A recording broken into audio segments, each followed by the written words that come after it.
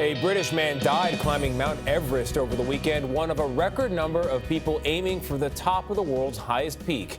Robin Fisher is at least the 8th person this year to die during the climb.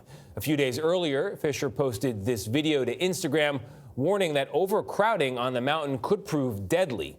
CTM national correspondent Jerika Duncan is here with the facts behind the fatalities. Jerika, good morning. A lot of people. Yeah, and a lot of things to consider. Climbing 29,000 feet to the top of Mount Everest has serious lists of hazards that can cause problems and a record number of people, and we're seeing more deaths on the mountain than in recent years. The government of Nepal issued a record number of climbing permits this season. 381 people were given permission to ascend the world's highest peak, which can create a logjam to reach the summit.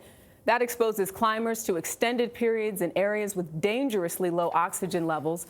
Another part of the problem is the weather. Expert climbers say May is the only month where strong winds die down enough to make summiting even possible. This year, that window was shorter than usual, meaning more people trying to reach the summit at the same time.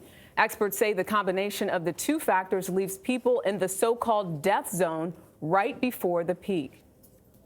If you're on oxygen up high on a day where it's crowded and you have to wait in line, you can run out of oxygen, and that can lead to problems. Too many people, one weather window, all in. And there are obvious consequences to it.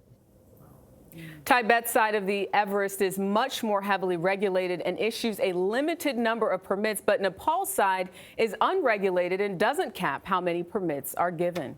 I think it's so interesting that Mr. Fisher knew it was deadly, so that he even posted it on Instagram to say this is a problem.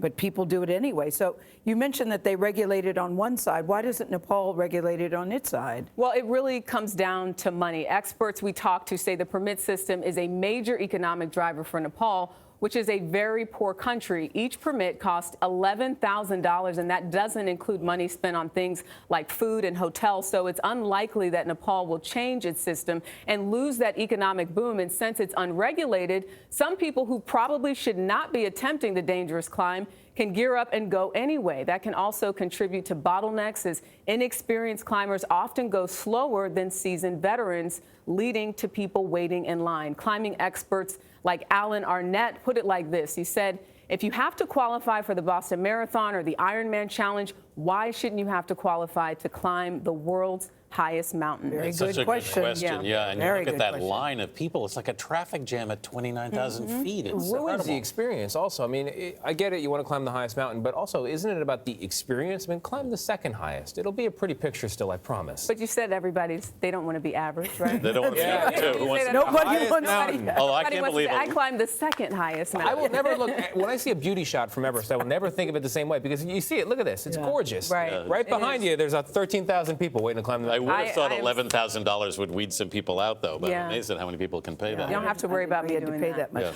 Yeah. Me neither. I'm going to be right here with you at the table, cheering people on. Jerika, thank you.